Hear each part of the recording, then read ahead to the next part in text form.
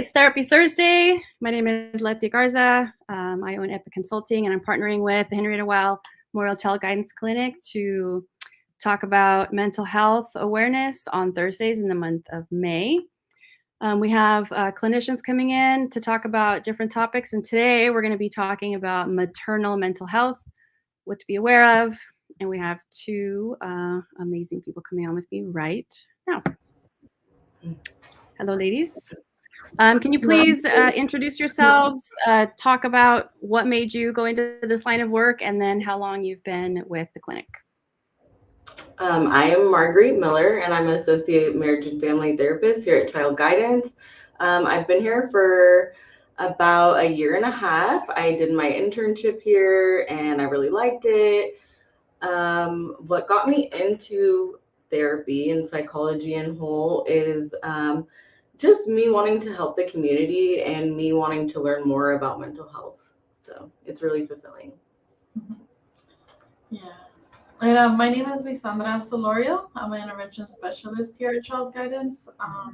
I've been working here for about a year and a half as well, 2 years in October. And something that brought me into this line of work is actually just giving back, I guess, to, teens and younger children, the opportunity to speak to somebody and maybe get supported through some hard times. So definitely fulfilling work. And are you both from the area? Yes, I am. I'm born and raised Delano, so. And I'm from Bakersfield, so pretty close. We'll forgive you. Okay. Let's see. I'm just kidding. Yeah, I like Delano. It's nice. I mean, you're here.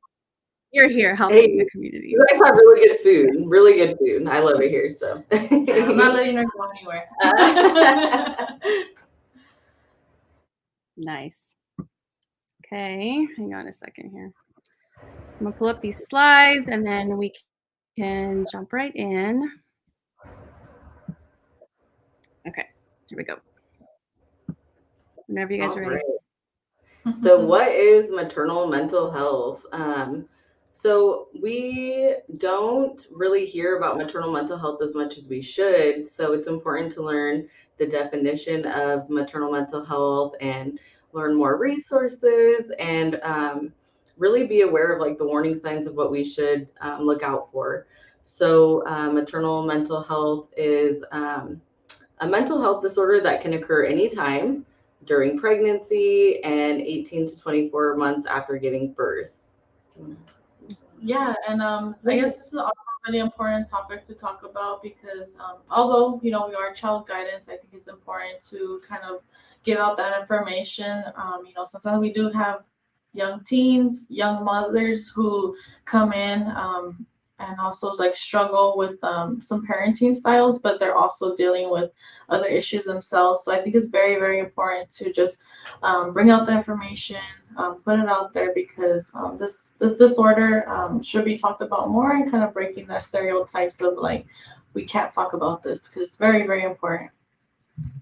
Yeah, and then we did list the most, we did list the most common disorders being baby blues, which is more common, postpartum depression, which is a little more severe, and the postpartum anxiety. My question was going to be whether or not you work directly with parents. Like, is this something that you see come up while you're working with your clients who are school-age children or high school kids? Or is this like a separate service that would be provided for adults? Yeah. So like something that we do, obviously we have teenagers walking in. I mean, it's possible. In my caseload, it has not happened. I'm not sure if you've had any moms that are teenagers. Yeah, we've had a few young moms, and we also work directly with parents of kids. And so, yeah, we work with family in whole. There are some specialty mental health services that are centered around maternal mental health. Not so many in the area, but as a whole, we do work with families. So. We can always make referrals. So, we we work hand in hand with the parents, guardians of the kids that we work with, but we can always make referrals. I mean, we're right next to Clinica. There's like a basic nutrition here where they have WIC, so we can definitely help out with a lot of resources if we notice that this is something that, as we're talking to the parents, that like, hey, you can also benefit from mental health. We can make that recommendation. Awesome. All right, statistics. So I think this is something that people they're not so aware of how common a maternal mental health disorder is. So 1 in 5 women will experience a maternal mental health illness within pregnancy, like postpartum depression or anxiety. And 50% of women are more likely to have PMAD and have it with their next pregnancy. So if you have it once, that's what it's saying. If you have it one time, you're more likely to get postpartum depression or postpartum anxiety with your second child. So, yeah. And another good part is 1 in 10 dads will experience a perinatal mental health disorder after the birth of their child. So it's not only women that are affected by this, but men as well. That's something important to share, I think, because especially like this 50% statistics, we don't talk about any of these things enough, and it's hard to have these conversations if we're not including more than just like the person who's dealing solely with it and the people around you, right? If the father is there. Right. Yeah, and just to kind of piggyback off of that, I think it's kind of like what it says at the bottom there is that this disorder actually not only impacts the woman but the whole family. I mean, can you imagine like the woman having a newborn child, a few months old, maybe even has other children to worry about, let alone a relationship. It just life in general. It just can get pretty complicated easily. So I think these statistics are very important to kind of put out there and make it more known. Yeah, I think sometimes too, though, even when we talk about stats, because of the numbers, people don't relate. It's like that's happening to someone else. What do you think might be some of the things that we can do to talk about these things so that it feels more relevant? Because I'm looking at this, I imagine if I'm not pregnant, but I imagine that someone who is not, and maybe someone in their family is pregnant, that we should be talking about looking out for certain signs, and maybe know these numbers and say, Right. I'm concerned because of this. Yeah, and I think a statistics that is not on there but should be noted as well is that 1 in 4 women will have a miscarriage. So that is like, there's 3 of us here right now. So the chances are pretty high. And just like watching out for those symptoms, looking out for those little warning signs that we'll talk about later on in your loved ones that are pregnant or that are dealing with, because maternal mental health is more than just pregnancy. It's infertility, it's miscarriages, it's abortions, it's stillbirths, it's everything in one. But today we're mostly focusing on pregnancies, but it is definitely more than just pregnancy. That's a great point. Yeah, thanks for bringing that up. Yeah. Lots of words. I really went crazy with this one. Yeah. So Live information. Yeah, so some of the common symptoms of anxiety while you're pregnant, it affects 1 in 10 women. Some of the symptoms could be obsessive thoughts about the baby's health. This is even if you're going to your doctor's appointment monthly, weekly, your doctor's telling you everything's fine, you and your baby are healthy, but you're still having those thoughts about the what ifs. The constant worrying, you can have a rapid heartbeat, you can have difficulty breathing, it might lead to panic attacks, and this, it leads to a little while throughout the day to maybe all day, all night. Changes in your sleep patterns, you might be having more difficulty sleeping or going to sleep. This can also go vice versa. Maybe you're sleeping too much, muscle tension, eating too much or eating too little, the feeling of dread, fatigue, and then your restlessness. Okay, so those are the symptoms of anxiety while you're pregnant. Over here on the side, we have the constant thoughts about your unborn baby safety. Some of the common symptoms could kind of all happen at one, or it can, you pick and choose which ones are actually happening. But, I think a lot of it could be like the overthinking, the irrational thoughts, the negative thinking patterns, the excessive worry. It just goes on and on. So these are all really good to know that maybe if you're feeling 1, 3, or 5 of these, it's very, very good to, once start your referral to a mental health specialist. Right. All right, what can cause prenatal anxiety? So there's lots of things. Your body's going through a lot of changes when you're pregnant. Your brain is actually going through a lot of changes when you're pregnant. So hormonal changes of pregnancy, lack of sleep, like she said, not getting enough sleep because you're uncomfortable or you're worried, previous trauma such as a miscarriage, abuse, the loss of a loved one. So if you're pregnant and you go through, a trauma like that, of course it's gonna boost your anxiety.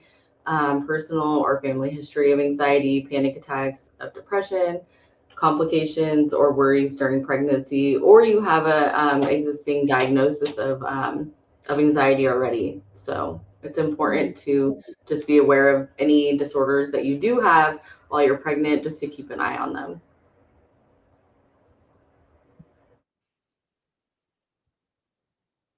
This one? Sure. Okay. Does anxiety in pregnancy affect the baby? This is really interesting.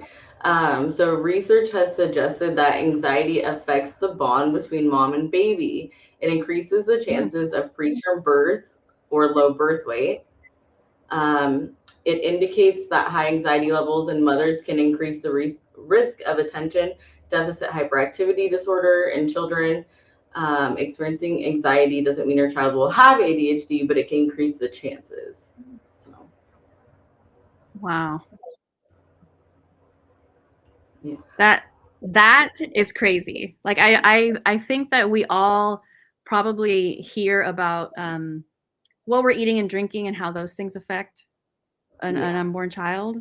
Everything that we're consuming, but physically, but this idea that our brain chemistry and our emotional and mental state could also have these kinds of impacts on what is happening inside our bodies is pretty incredible.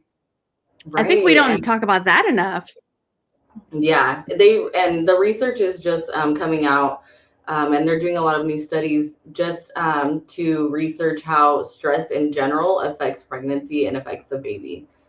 So we deal with a lot of families that have stressful environments when they're pregnant. And yeah, and during our assessments, we take note of, did you have a stressful pregnancy? Because it does matter. So, yeah.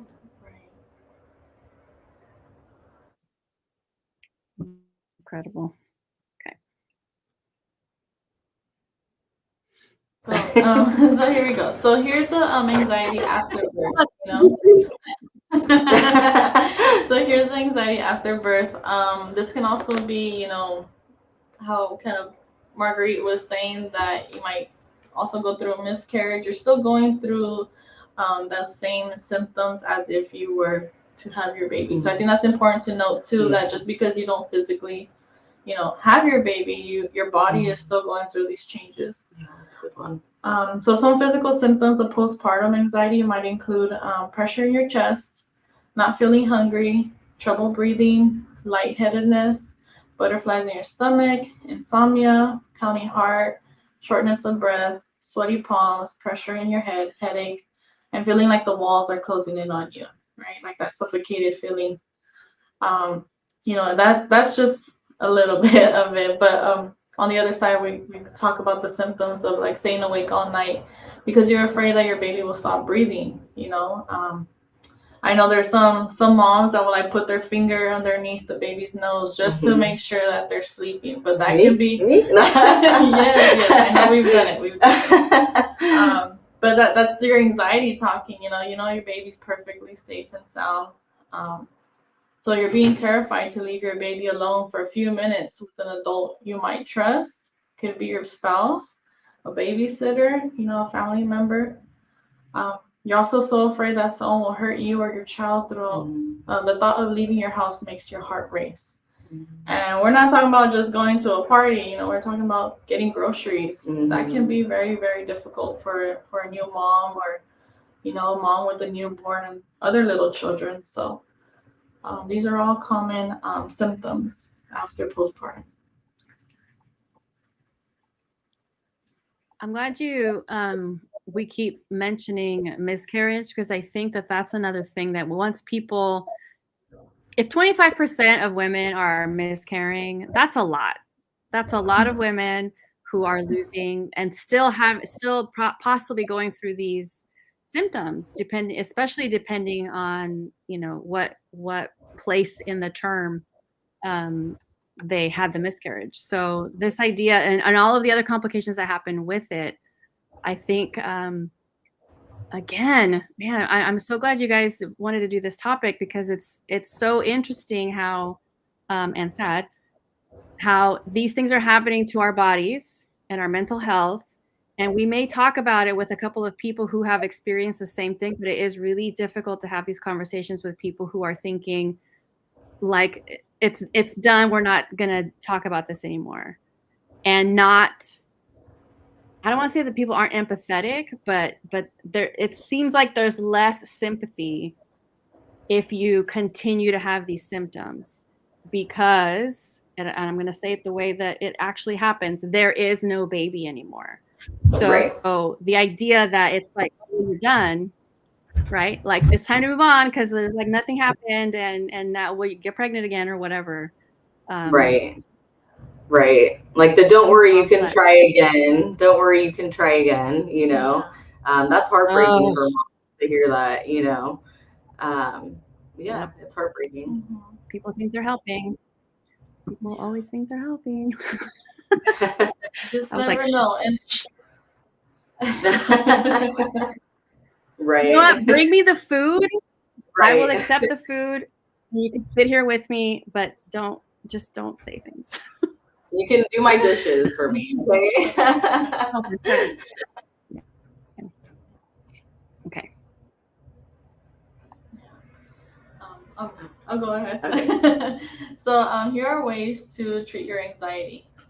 Here at the clinic, we offer a lot of skills to our kiddos and, to the parents as well. But in an adult setting, we like to talk about like stress management, which are skills, the psychotherapy, medication is also an option. We do have a psychiatrist that prescribes that. We take time, taking time for yourself. A lot of self-care activities are very, very important.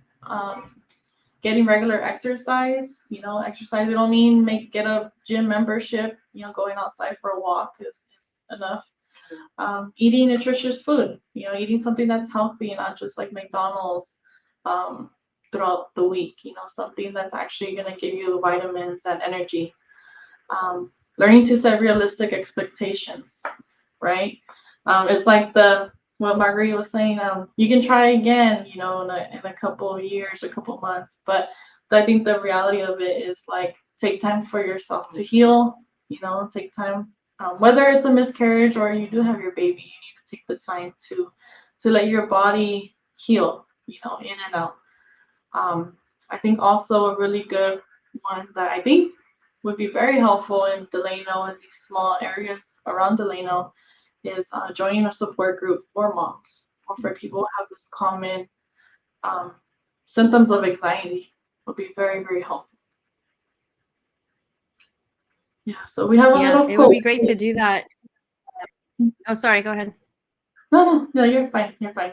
So it said we have a little quote here that says, "Birth is not only about making babies. Birth is about making mothers, strong, competent, capable mothers who trust themselves and know their inner strength." And again, I think it's by Barbara Katz. Yeah. So. Mhm. I love your idea of support groups. Mm-hmm. I work with parents in different school settings, and even if we're just doing like some kind of project that has to do with, you know, what their kids are doing in school, because you get that group of people together that are kind of working on the same thing, and what do they care about? They care about their kids. They start talking about other things. They start talking about their own anxiety, their own stresses, and how they want their kids to be successful, what they want for the future. And you just like automatically start forming bonds with other people, even though you weren't there for that specifically. So, you know, I think you're right about Delano being a good place for where that's needed and maybe isn't offered enough. Yeah, Sometimes for we sure. get rural environments, or you know, I mean, we're all guilty of it because I don't know about you guys, but growing up in a Mexican household, a lot of things like we don't talk about these things, but that's fine. You know, we're not trying to do like a support group where people have to talk, but if you get people together to like go for a walk, that comes Right. out of that, right? That stuff builds a supportive environment, builds from that. We should be doing it with kids, and we should be doing it with pregnant women and with men, especially the men.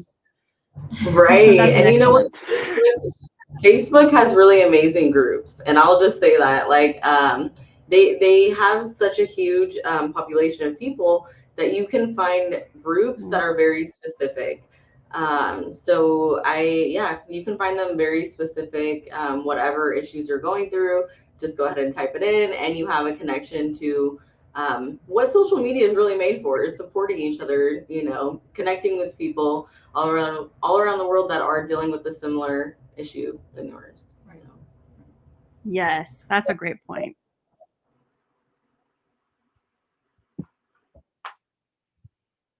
Okay, hang on. All right. Okay, resources in Kern County. So we are out here in Delano, and I my Bakersfield brain was on, and so I put resources. I couldn't really find a lot of maternal resources out here in Delano, so I did put some in Bakersfield. But of course, you can text or call 988, the Suicide Crisis Lifeline. You can actually call and text. I found a National Maternal Mental Health Hotline, which I thought was cool. I found a That is cool. postpartum international support number as well. And then obviously you can call 911 if you're feeling like suicidal, if you're having any intense intrusive thoughts, because intrusive thoughts wasn't really on, was it on the symptoms? Oh, okay, yeah. So those can get pretty dark postpartum. So intrusive thoughts are just thoughts that come into your head that you can't get out. So a lot of common ones for postpartum moms are like holding your baby and just imagining that you drop your baby, and just imagining like the image of your baby falling to the floor, you know, stuff like that. But if the intrusive thoughts get darker to where you think about hurting yourself or hurting the baby or killing yourself, then that's when you really need to get that crisis care that you need. So yeah, so our address in Delano is 375 Dover Parkway, Suite A, Delano, California. And then we have our adult location that's in Bakersfield, Roberts Lane. And then I found some really good other infant maternal stuff. So we have the Black Infant Health, Kern County Public Health Services Department, that's out there on Mount Vernon. And then we have the Perinatal Outreach Program, and I didn't know that existed. So I'm actually finding resources too that I didn't know before. So that's out there on Mount Vernon as well. Awesome.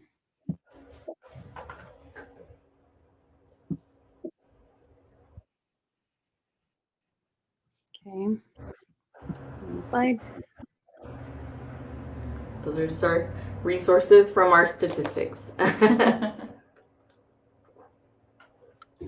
And the research portion of it. So if you're interested in learning more about the research part of it, that's where I found the information.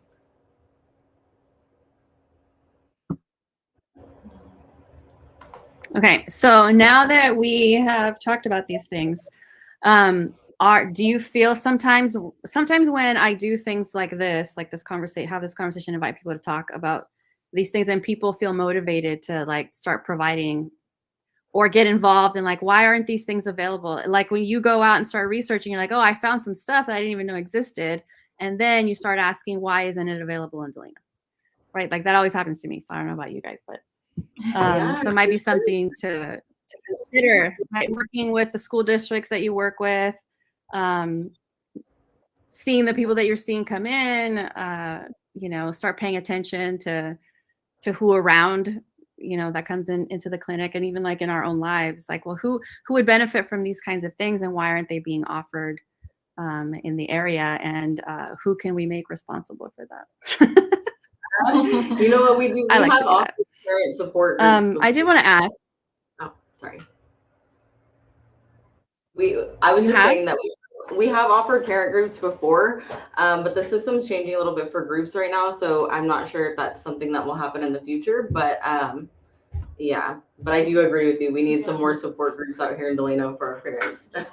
Because I think being from Delano, on top of my head, I could probably name 2 places where I probably heard about, which is the WIC Center, and then Planned Parenthood is like it's the Adventist, the women's clinic. They're on Jefferson, and I know they offer like maternal education, and I don't know. That's the only thing I could think of. So I think it's be very, very valuable to everybody here in Delano to get some more information, get some more support on this topic.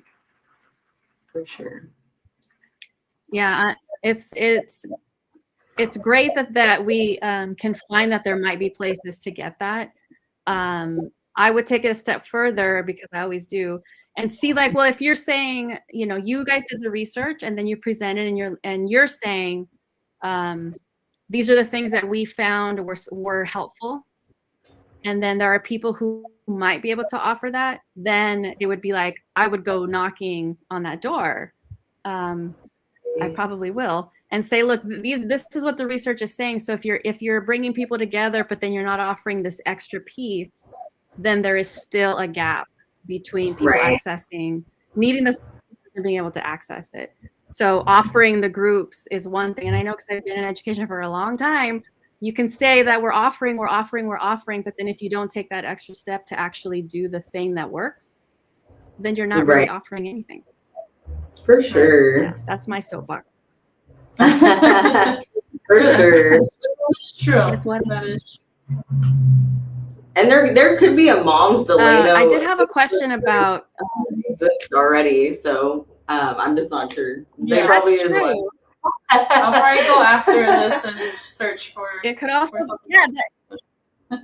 Let's make one. Yeah, because I would love to be, for people to be like, you know what, we're already doing that. Like, yeah, tell us that you're already doing it. Share. Like, if you are, then we want to be able to have more people access. So, but if you're not, I wanted to ask about being having treatment while you're pregnant. So, like, for someone who already has already gotten a diagnosis and is being treated, in terms of like medicinal or prescription treatment, are those things still available? That was a question I had while you were presenting. Are those things still accessible to women, or is it something that, do they have to stop treatment when they're pregnant and have these symptoms? So we're not really special. Like, I don't know much. I haven't like gone to psychiatry school or anything. But I do know that if it's severe, I think that they will help you somehow. But I don't know too much about the medications, honestly. Yeah. Okay. I think the most recommendation they'll make is that you seek out mental health, and then keeping your appointments with your OB/GYN regularly, so that you can have those check-ins. And then I think from there, it would take a step further if you need to see some sort of specialist. But I think the first thing that's more important, that is, if you're feeling any of these symptoms of anxiety, to get checked. I don't think we're that scary. I mean, Marguerite's pretty cool as a therapist, and I come in to talk with her, and just just come out and just have a conversation. I think that's also the stereotype of mental health, is that how scary it is, of why you're in this vulnerable position to put your, especially pregnant, you know. Yeah, and pregnant. So I think Yeah. Mm-hmm. So. Okay, so real quick, I'm going to pull up, here's the website. The clinic is a nonprofit, so there are places where you can donate, and you can look up resources and programs being offered, locations, or it's all on the website for anyone who's interested. And so we're good. Thank you so much for sharing. You guys do a great job over there. I love having the clinicians and all of you guys come on and talk about these things, because one, I mean, this is what you do. Two, you really care about your clients and the community. And then three, I get to ask questions when I want to know more information. So I really appreciate you taking the time to do this during the month of May. Thank you so much for having me. If you stay on the line for a little bit, and I'm going to close out. And thank you. Bye. Thank you. We will end and see you guys next week. Bye.